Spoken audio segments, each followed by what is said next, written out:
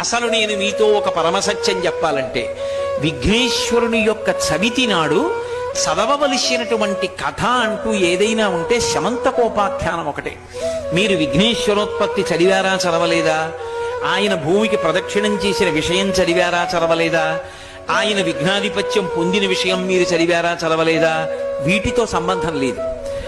సంబంధం అంతా ఎక్కడ అంటే కేవలంగా శ్రీకృష్ణ పరమాత్మకి విఘ్నేశ్వరుడికి ఉన్న సంబంధంతో కూడుకున్న శమంతకోపాఖ్యానాన్ని ఒక్కదాన్నే చదవాలి. ఎందుకని? కథ చదవండి అంటే ఎక్కడెక్కడవో శివమహాపురాణంలోనివి ఇంకో దాంట్లోవి తెచ్చి చదివారా చదవలేదా అని అడగలేదు కల్పంలో. చదివితే తప్పని నేను చెప్పట్లేదు, కానీ చదివి తీరవలసినది మాత్రం శమంతకోపాఖ్యానం. శమంతకోపాఖ్యానం ఎవరితో సంబంధం? ఒక్క కృష్ణుడితోటే సంబంధం.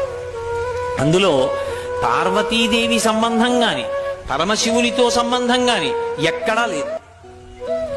మీరు శమంతకోపాఖ్యానాన్ని యథార్థంగా చదివితే విష్ణు పురాణంలో పరాశర మహర్షి అందించారు. వేదవ్యాసుడి తండ్రి పరాశర మహర్షి ఈ లోకానికి చేసినటువంటి మహోపకారాలు రెండు. ఒకటి విష్ణు పురాణాన్ని ఇచ్చారు, ఆ విష్ణు పురాణమే భాగవతానికి ఆధారమైంది.